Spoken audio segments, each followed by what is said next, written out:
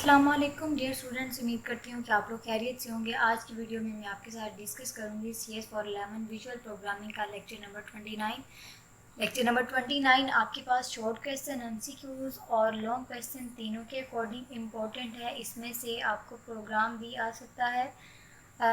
Example जो है उसी के अकॉर्डिंग मैं आपको बताऊंगी, जो कि पास्ट पेपर में भी आई हुई है। आप लोगों ने वो 7-8 लाइंस का प्रोग्राम है, वो आप लोगों ने याद कर लेना। हम लोगों ने इसके अंदर पढ़ना है data binding. Define data binding. आपके पास 2 मार्क्स का क्वेश्चन आएगा तो जस्ट आप डेफिनेशन लिखेंगे।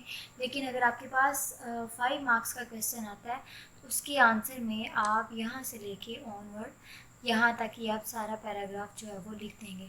उसके बाद आप यहाँ पे ये भी बताएंगे जी binding binds to properties together and keeps a communication channel open, set up binding once and let it handle all the synchronize. अब यहाँ पे आपके पास डाटा बाइंडिंग का कहा गया है कि डाटा बाइंडिंग है क्या चीज़। डाटा बाइंडिंग आपके पास ऐसा वे है डेवलपर्स के लिए जो कि क्रिएट करता है लिखने के लिए और पढ़ने के लिए, मतलब एक लिंक प्रोवाइड करता है दो चीज़ों के दरमियान, यानी कि कंट्रोल कर सके फॉर्म को और साथ में उसके अंदर डाटा जो है वो भी एप्लीकेशन के अंदर ऐड कर सके। Data means arbitrary dot net object, data binding, data template, data triggers are related concepts. Data can be collection objects, XML file, web service, DB table, custom object, even WPF elements. आपके पास ये जो सारी की सारी examples हैं वो button की हैं। So data binding is typing together arbitrary objects. अब यहाँ पे बाइंडिंग जो आपके पास बाइंडिंग बिंड्स है to properties together and keep a communication channel open. उसी के अकॉर्डिंग आपके पास यहाँ पे एक एग्जांपल दिखाई गई है, वो मैं आपको दिखा देती हूँ। मतलब उसका जो मेन बॉडी स्ट्रक्चर है वो आपके पास यहाँ से स्टार्ट होगा, पब्लिक मेन विंडो से, और ये यहाँ से लेके यहाँ तक। ये आपके पास एग्जाम्पल है बाइंडिंग की, और ये पेपर पॉइंट ऑफ व्यू से इम्पोर्टेंट भी। आप लोगों से अगर 5 मार्क्स का क्वेश्चन आ जाता है तो आप उसमें अगर डेफिनेशन लिखने के बाद ये एक एग्जाम्पल लिख देते हैं तो ये आपके पास बहुत अच्छी अटैम्प्ट होगी क्वेश्चन को अटैम्प्ट करने के लिए। नेक्स्ट हमारे पास है जी, when an atom with no header selected then are default value return. और जब आप की एटम के अंदर आप कोई भी हेडर सेलेक्ट नहीं करते तो डिफ़ॉल्ट वैल्यू आपके पास रिटर्न होती है। नो एक्सेप्शन इज राइज, कोई भी एक्सेप्शन जो है वो आपके पास नहीं आएगा। Binding has a source property and A target property. Binding आपके पास एक सोर्स प्रॉपर्टी भी रखती है और दूसरी टारगेट प्रॉपर्टी भी रखती है। Source is an object and a property path can also use binding operations dot set bindings.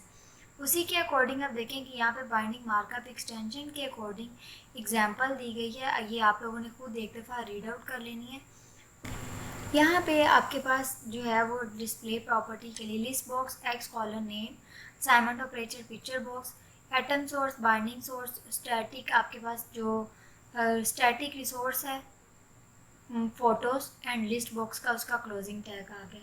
यहाँ पे आप लोग डिस्प्ले कर सकते हैं मेंबर, जो डिस्प्ले कर सकते हैं मेंबर पाथ को, मेंबर पाथ प्रॉपर्टी को, जो कि इम्प्रूव यानी कि डिस्प्ले को इम्प्रूव करने के लिए यूज़ हो रहा है। We also bind to a collection, how obtain building list box in photos. अब यहाँ पे अब जब फोटोज़ की कलेक्शंस वाला मैंने आपको जिस तरह से बताया था कि आप जब तक उसकी जो प्रॉपर्टी है जब उसके अंदर वो ऐड नहीं करेंगे तब तक आप उसके अंदर फ़ोटोज़, इमेजेस वगैरह कुछ भी ऐड नहीं कर सकेंगे।